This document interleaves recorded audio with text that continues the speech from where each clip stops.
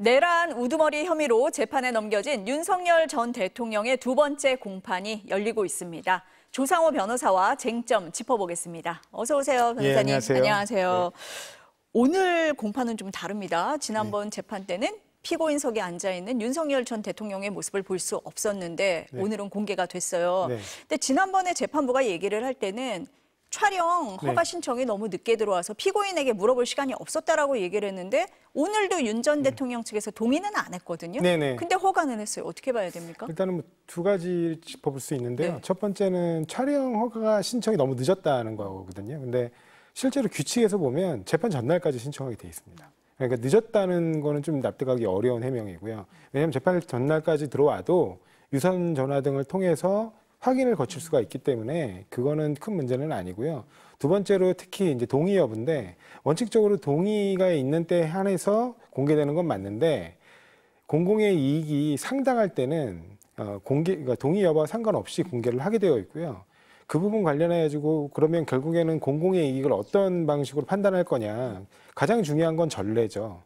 근데 이전 대통령의 전 대통령들이죠. 전 대통령들의 형사재판에서도 다 공공의 이익을 고려해서 공개를 했습니다. 특히 이 사건의 경우에는 이전 전 대통령들이 받던 혐의하고는 비교할 수 없을 정도로 중대한 범죄 사건이고 우리나라에 어떻게 보면 국채를 흔든 사건이기 때문에 당연히 공개했어야 하는 건데 왜 그렇게 소극적 판단을 했는지 좀 납득하기 어렵죠.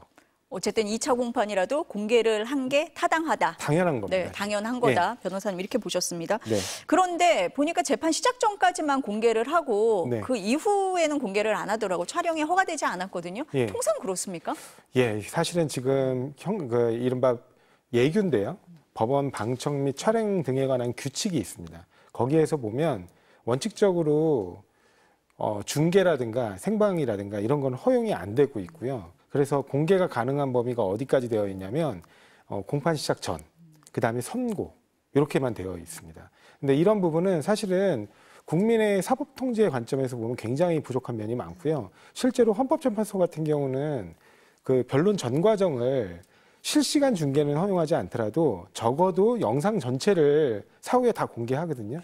그런데 지금 우리 법원 같은 경우는 규칙으로 이거를 제한해 놨는데 이런 부분들은 좀 많이 앞으로도 좀 개선이 돼야 되고 법원이 이런 국민적 통제에 대해서 소극적으로 나가게 되면 결국에는 더 큰 개혁 개방을 맞이하게 될 겁니다. 그 대표적인 게 이제 지금 국민들이 배심제를 많이 요구하고 있거든요. 그러니까 판사들에 대한 판단을 이제 일반 국민들로서는 쉽게 납득하기 어려운 결정들이 많았다. 이런 부분들에 대한 비판이 많기 때문에 결국에는 아예 판단조차도 국민들에게 열어달라라는 요구들이 있는 거잖아요. 그러니까 그런 부분에 대한 요구에 직면하기에 앞서 법원이 우리가 이렇게 공정하게 재판을 하고 있다. 그리고 지금 이런 결론에 이르기까지 이런 합리적인 절차들이 있었다. 이런 부분들을 공개함으로써 오히려 국민들에게 어떤 사법 신뢰도를 높일 수 있다는 그런 좀 적극적인 방향으로 좀 이렇게 태도 변화가 있어야 되지 않나 그렇게 싶습니다. 그런데 오늘 윤 전 대통령이 법원으로 들어올 때 보면 지하 주차장 이용을 했잖아요. 이 부분에 대해서 과도한 특혜다라고 하는 부분도 있고 아니다 질서 유지를 위해서 필요하다라고 보는 측도 있는 것 같습니다. 어떻게 보세요? 예, 이거는 재판부의 결정은 아니고요. 그러니까 서울고등법원장의 결정이죠. 왜냐하면 이제 전체 그 서울법원 종합청사에 대한 방호 책임을 맡고 있는 그 책임 주체가 서울고등법원장인데. 그분은 아마도 이제 서부지법 사태 때문에 아마 윤석열 지지하시는 분들 중에 좀 폭력적인 언동을 하시는 분들이 많은 거 아니냐 이런 부분에 대한 걱정과 우려가 있으셨던 것 같아요. 근데 실제로 보면 그러니까 그때 당시에는 좀 그런 일이 벌어지긴 했지만 이후에 윤석열 전 대통령이 실제로 나와서 뭐 이렇게 쇼핑도 자유롭게 하고 그다음에 뭐 이렇게 집 주변도 산책들도 하고 그리고 돌아다니는 모습들이 많이 보였거든요. 그러니까 그런 모습들을 보이는 과정에서 일부 지지자들이 뭐 따라와서 뭐 사인도 받고 뭐 같이 사진도 찍고 그런 상황이 있었지만 굉장히 뭐 중대한 폭력 사태가 벌어졌다거나 그런 부분들은 드러나지는 않았어요. 그런데 그런 점에서 보면 이렇게 과도하게 방호 조치를 할 필요가 있는가 이런 부분들은 왜냐하면 국민들 입장에서는 이런 절차에 관해서 뭔가 편의를 제공하는 듯한 모습을 보이는 것 자체가 그 재판의 신뢰성과 직접적으로 연결될 수 있기 때문입니다. 그래서 그런 부분을 고려하더라도 결론이 정당하고 그것도 되게 중요하지만 그 정당하다는 게 국민적 신뢰가 부여되려면 절차 또한 공정해야 된다. 이런 부분들 좀 신경 써야 될 것 같습니다. 그럼 다음 공판 때는 뭐 허용을 할 수도 있는 겁니까? 매번 당연히 달라집니까? 허용할 수 있는 거죠. 예. 그거는 왜냐하면 형사 방호 차원에서 매번 그 순간순간 상황에 맞게 조치하는 거기 때문에 다음에는 굳이 이래야 되나? 왜냐하면 지금 2번의 절차를 진행하는 동안 이렇게 극단적인 시위라든가 폭동이 있었다거나 이런 부분이 확인되지 않았거든요. 그런 거라면 그냥 일반 절차대로, 그건 굉장히 특혜적인 조치이기 때문에 일반 절차대로 진행하는 게 맞지 않나 싶습니다. 이 윤 전 대통령 측에서 보니까 헌재 재판 때도 그랬었는데 이 절차에 대해서 문제 제기를 많이 하고 있어요. 이번에도 보니까 뭐 증인 채택이라든지 뭐 신문 순서라든지 이 부분에 대해서 문제 제기를 하는데 왜 대통령으로부터 직접 명령받거나 지휘받은 고위급 증인들부터 신문 안 하냐 이렇게 주장하는데 타당합니까? 그러면 그냥 검사하시면 되죠. 그러니까. 예, 검사하시면 됩니다. 왜냐하면 본인이 이제 검사 시절이어서 이 증인신문의 순서라든가 이런 것들에 대한 주도권이 자신한테 있다. 이렇게 좀 착각하시는 게 아닌가 싶은데 형사 절차는 기본이요. 이거 되게 부당한 말씀이고 형사 절차는 기본이 죄의 입증 절차예요. 본인은 무죄 추정을 받는 피고인입니다. 그러니까 죄의 입증은 당연히 검사 주도로 가는 거고요. 검사가 이제 고위 지휘관보다 현장 지휘관들의 증언을 먼저 듣겠다고 한 이유는 되게 분명해요. 뭐냐면 그 현장 지휘관들 중에 실제로 이제 먼저 증인을 신청한 증인이 조성현 수방사 제1경비대장, 그다음에 김영기 이제 특전사 대대장입니다. 그래서 현장 책임자들이에요. 이 현장 책임자들 중에 실제로 부당한 지시라고 느끼고 그 지시를 거부하신 분들입니다. 이게 어떤 특징이 있냐면 이 사태의 내용들을 현장에서 경험했기 때문에 굉장히 많은 사실들을 알고 있는 분들이고 그 와중에 내란 범죄로부터는 비교적 자유로운 분. 그러니까 사실에 대한 팩트에 대한 신뢰도는 굉장히 높고 거기에 대해서 신빙성이 되게 높은 증언을 할 수 있는 사람들입니다. 그래서 그 사람들에 대한 증언을 먼저 들어놓은 다음에 이른바 윤석열 대통령과의 관계 때문에 윤석열 대통령 면전에서 곤란한 증언을 그러니까 윤석열 대통령에게 전 대통령에게 곤란한 증언하기 어려운 사람들 그런 고위급 지휘관들에 대한 증언을 들어야 앞선 증언과 충돌되는 부분들을 분명히 보여줄 수 있거든요. 그런 부분들 때문에 검사가 당연히 그렇게 신청을 하는 건데 그걸 변호인 측에서 신문 순서 가지고 뭐라고 하실 게 문제가 아니고 그 증언 중에 얼마나 어떤 부분이 타당하지 않고 뭐 잘못되고 그다음에 합리적으로 납득하기 어려운지를 지적해서 탄핵할 생각을 해야지 그 신문 순서를 왜 자기들이 원하는 대로 해달라. 본인이 죄가 있다고 느끼시나 봐요. 변호사님. 아까 제가 말씀드린 것처럼 본인은 무죄 추정을 받는데 죄가 있다고 느끼니까 내가 먼저 좀 내 무죄를 증명하기 위해서 아까도 말씀드렸지만 형사 절차는 무죄를 증명하는 절차가 아니라 검사가 유죄를 증명하는 절차입니다. 본인들에게 불리하니까 절차적인 얘기를 끄집어내는 거다. 헌재 때하고 마찬가지다. 뭐 이렇게 보시는 건가요? 그러니까 좀 이게 어떻게 보면 검사 생활을 오래 해서 본인이 주도권이 있는 걸로 착각했던 게 아니냐. 그다음에 두 번째는 본인 스스로 죄를 졌다고 생각하시는 건지 적극적으로 무죄 입증을 먼저 하려고 하신다. 검사가 유죄를 입증해야 그다음에 이제 무죄로 반박해 줘야 되는데 먼저 무죄로 반박하고 싶은 게 있으신가 봐요. 그래서 절차적인 문제를 제기를 하고 있다. 윤석열 전 대통령 보니까 첫 공판 때 93분간 직접 발언을 했잖아요. 오늘은 아직까지 직접 발언은 안 하고 있는데 변호사님 보시기에는 공판 내내 적극적으로 개입을 할 거다. 이렇게 보십니까? 저는 적극적으로 개입하지는 않을 거예요. 저번에 아마 변호인들 내부에서는 분명히 이런 지적이 있었을 겁니다. 그래 본인이 나서서 적극적으로 하는 게 전혀 도움되지 않는다. 그런 얘기들이 분명히 있었을 거고 그다음 두 번째는 그때는 본인 이제 모두 신문부터 시작해서 인정신문 모두 신문 이렇게 나가기 때문에 그 절차에서는 본인의 입장을 밝히는 기회를 재판장이 부여를 합니다. 그러다 보니까 이제 말이 길어지고 그다음에 변명을 하다 보니까 이제 이렇게 좀 늘어지는 시간이 그런 계기가 있었는데 지금 같은 경우는 증인들에게 사실관계를 확인하는 절차거든요.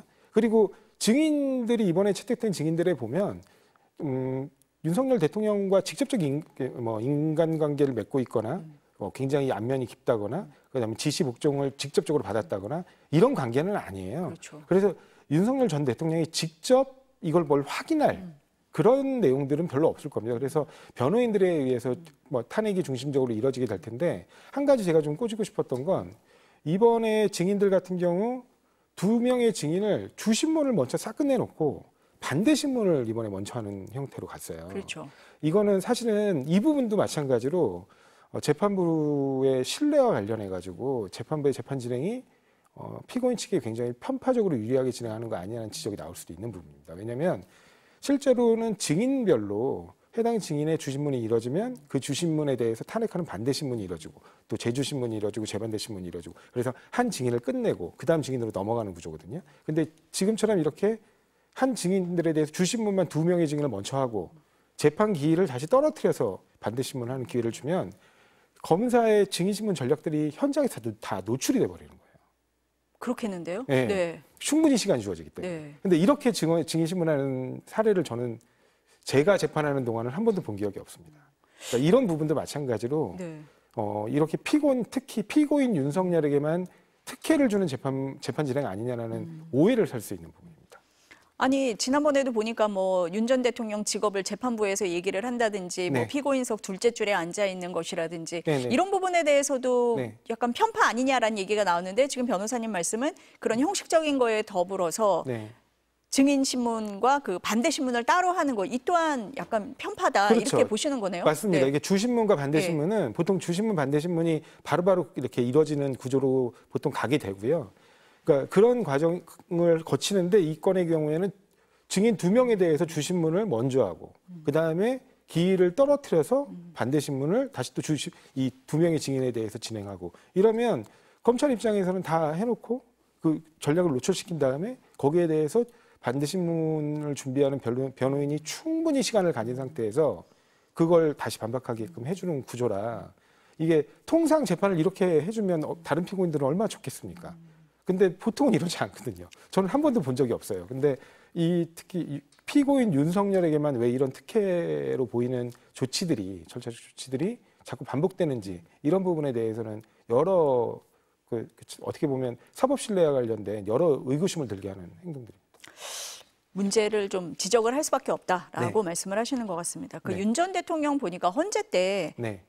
경고성 계엄이다 이런 주장했었잖아요. 네네. 그런데 지난 공판 때 보니까 평화적 대국민 메시지 계엄이다 이렇게 주장을 했어요. 근데 헌재에서 이미 탄핵 심판에서 파면이 됐잖아요. 네. 같은 주장을 지금 형사재판에서도 하고 있는 이유 뭐라고 보십니까? 저는 좀 이해하기 어려운데 네. 지금 뭐 그런 얘기 하시는 분들이 있잖아요. 예를 들면 헌재에서는 내란 여부는 판단하지 않았다. 근데 헌재가 명시적으로 정리한 5가지 쟁점이 있어요. 첫 번째는 계엄의 불법성, 그다음에 두 번째는 포고령 제1호의 불법성, 그다음에 세 번째가 국회 침탈의 불법성, 네 번째가 정치인 체포조 운영의 불법성, 그다음 5번째 마지막이 선관위 침탈의 불법성이에요. 그러면 여기서 앞에 2개, 예를 들면 비상계엄 발령의 불법성, 그다음에 두 번째 포고령 제1호의 불법성은 국헌 문란과 관련된 행동입니다. 그리고 3, 4, 5번은 국헌 문란의 구체적인 실행 계획으로서의 폭동이에요. 그 5가지가 다 인정됐습니다. 그 5가지를 다 인정하면서 파면을 했다는 건 이미 거기서 내란죄에 대한 판단이 끝났다는 얘기예요. 근데 본인은 계속 전혀 납득하기 어려운 분명히 헌재에서도 그런 식의 계엄령은 존재하지 않는다 우리 헌법에 그렇게 얘기했음에도 불구하고 똑같은 얘기들을 반복하고 있는 똑같은 주장을 그냥 하고 있는 거다. 맞습니다.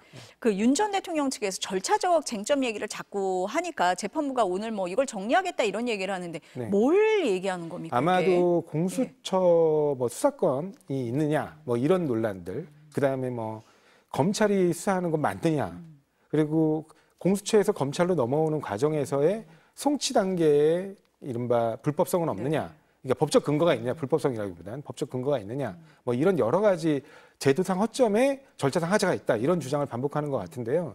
실제로 그 부분에 대해서 검찰이 이미 밝힌 것처럼 이 사건은 공수처 사건만으로 기소한 게 아니고요. 그렇죠. 공수처가 이른바 수사를 개시했던 사건과 경찰이 수사를 개시했던 사건을 다 같이 송치받아가지고 같이 병합해서 기소한 사건입니다. 더더군다나 윤석열 대통령은 공수처에서 단 한마디의 진술도 하지 않았어요. 조사 자체를 거부했습니다. 그렇기 때문에 공수처에서 윤석열 전 대통령과 관련된 뭐 제대로 된 수사가 진행되는 게 없고 그렇기 때문에 더더군다나 그 공수처 수사 과정에서의 강제 수사 과정에서 수집된 증거라는 것도 거의 없습니다. 그래서 그런 부분은 아무리 얘기하셔봐야 사실은 절차적으로도 다 보완이 되어 있고 증거로도 그 외에 경찰, 검찰 단계에서 수집한 조사 등의 증거가 너무나 많고 막대한 분량을 갖고 있는 데다가요. 아까 제가 말씀드린 것처럼 헌재에서도 이미 법정 증언이 나왔습니다. 그런데 헌재의 법정 증언은 그 자체로 증거 능력이 있는 증거여서 탄핵할 방법도 없어요. 그래서 그런 부분을 가지고 한다고 하셔서 이렇게 논란을 끌어간다고 해도 이게 뭐 여론을 형성하는데 뭐 도움을 줄 수 있는지는 모르겠습니다. 그렇지만 형사사법 절차에서의 사법적 판단에 본인들한테 긍정적인 작용을 할 것 같지는 않습니다. 그런데 윤 전 대통령 측에서는 그렇게 생각할 것 같아요. 탄핵 심판하고 형사 재판은 다르지 않느냐. 네. 뭐 증거나 증언이 더 엄격해야 된다라고 얘기를 하면서 헌재에서도 그 증인의 뭐 진술의 신빙성을 흔들려고 계속 했었잖아요. 형사 재판도 마찬가지 전략을 쓸 것 같은데요. 당연히 그 절차대로 가게 될 거고요. 그것 때문에 이제 좀 시간들이 좀 오래 걸릴 수도 있다는 우려는 있습니다. 그렇지만 아까 제가 말씀드린 것처럼 헌재에서 인정한 그 5가지 사실관계 그리고 그 사실관계를 인정한 그때 내린 그 파면이라는 결론에서 그 5가지 인정된 사실관계는 그 자체로 내란입니다. 그리고 헌재의 결정문을 정확히 보시면 알겠지만 거기서 실제로 결정문의 증언으로 채택한 사람들이 딱 한정돼 있어요. 이른바 지금 이번에 또 법정에 나온 조성현 제1경비단장, 그다음 두 번째가 그 홍장원 1차장, 그다음에 세 번째가 곽종근 특수전 사령관이에요. 그러니까 이렇게 세 사람의 공통점은 다 헌재에서 증언을 했던 사람입니다. 결국에는 경찰에서의 조서 내용은 인용을 안 했어요. 인용을 안 하고 헌재에서 법정 증언한 것만 가지고도 내란을 인정하기에 이미 충분한 상황에 이르렀기 때문에 그 법정 증언한 그 조서는 아무런 제약 없이 이 형사재판의 증거를 쓸 수 있는 상황이어서 그걸로 어떻게 하기는 좀 어려울 것 같습니다. 그러니까 변호사님 보시기에는 윤 전 대통령 측에서 뭐 절차적인 문제라든지 뭐 증언 진술을 가지고 문제를 삼겠지만 전혀 문제가 없다 이렇게 보시는 거네요. 맞습니다. 왜냐하면 뭐 이거는 온 국민이 직접 신청하는 과정에서 벌어진 온 국민이 다 확인한 범죄예요. 생중계로 봤죠. 생중계로 봤습니다. 그래가지고 맞습니다. 그런 부분들을 아무리 뛰어난 변호사라 하더라도 말로 어떻게 뒤집어보고 이럴 수 있는 상황은 이미 아니라고 저는 봅니다. 그 다른 피고인들 같은 경우 뭐 내란 혐의에 더해서 직권남용까지 지금 추가가 돼 있는데 윤 전 대통령도 추가가 될 수 있는 겁니까? 사실은 어떻습니까? 바로 기소를 해야 되는 상황인데 이 건 관련해서 좀 이제 변수는 윤석열 전 대통령을 이렇게 불구속 상태로 둘 거냐의 문제예요. 만약에 구속 여부를 고려한다면 직권남용 범죄를 좀 뒤늦게 다른 사건 범죄와 병합해서 기소할 수도 있습니다. 근데 어찌됐든 지금 당장 바로 기소를 해도 아무런 제약은 없는 상황입니다. 그럼 변호사님은 재구속의 필요성이 있다 이렇게 보십니까? 왜냐하면 이미 도주했어요 한번 윤석열 대통령. 그러니까 도주라는 걸 막 장소적 이동이 있는 것만 도주라고 착각하시는데 그렇지 않습니다. 우리 형사소송법에서 말하는 도주라는 건 법정에 인치하게끔 하기에 곤란하게끔 하는 그 일체의 행동이에요. 그게 이제 법을 위반하는 행동인데, 그러니까 본인이 이른바 관저에서 사병처럼 악용된 이른바 그 경호처 그 경호원들을 이용해 가지고 영장 집행을 방해한 그 자체가 도주의 일종입니다. 그래서 도주 경력이 일단 첫 번째 있고요. 두 번째는 증거인멸 우려가 상당히 높다는 겁니다. 왜냐하면 헌법재판소 재판 과정에서도 드러난 것처럼 이른바 본인에게 직접 지시를 받은 사람들이 면전에서 증언을 못해요. 아니라는 말도 못합니다. 왜? 이미 본인들의 부하들이 어떻게 진술했는지 본인은 알아요. 그러니까 이게 괜히 여기서 증언을 잘못했다가는 위증 논란, 이제 문제가 생기지 않습니까? 그러니까 본인의 위증 문제가 생기기 때문에 아니라는 말도 못하고 그렇다고 그 자기가 검찰에서 했던 진술이 적극적으로 다 맞다. 그리고 그거를 그대로 반복해서 법정에서 진술을 현출한다. 그걸 못하는 겁니다. 왜? 윤석열 대통령이 앞에 있기 때문에 무서워서 못하는 거예요. 변호사님 보시기에는 구속 사유가 충분하다. 증거인멸의 우려가 너무 명확한 거죠. 이렇게 되면 1심은 언제쯤 결과가 나올 거다 이렇게 보세요? 박근혜 전 대통령 같은 경우는 주 4회 재판을 했습니다. 그러면서 11개월이 걸렸어요. 그러니까 1심 선고 나오기까지. 근데 지금 같은 경우는 주 1.5회 재판을 합니다. 다른 뭐 재판이나 무슨 일정이 있는 분도 아니에요, 본인이. 그런데도 불구하고 굉장히 그 재판의 편의를 받고 있는 거죠. 근데 이렇게 되면 지금 증인들이 상당하기 때문에 1년 이내에 이 재판이 끝날 수 있을지 참 걱정이 많습니다. 조금 시간은 걸릴 거다 이렇게 보시는 것 같습니다. 아마 필요하다면 좀 더 시간을 당기기 위해서라도 지금이라도 재판 일정을 좀 더 좀 많이 잡아서 진행하는 게 맞지 않나. 그게 또 형평에도 맞고 국민들이 볼 때도 재판이 과거 전직 대통령들의 재판과 비교했을 때 나름 공정하게 진행되고 있구나. 전직 검찰총장이라고 해서 그리고 전직 굉장히 고위 법조인이라고 해서 이른바 내 식구 감싸기로 이렇게 좀 편의를 봐주는 건 아니구나. 이런 모습들을 좀 법원이 보여줘야 되지 않나 싶습니다. 신속한 재판이 필요하다라는 네. 말씀 같습니다. 오늘 말씀 여기까지 듣겠습니다. 네. 감사합니다. 네, 감사합니다.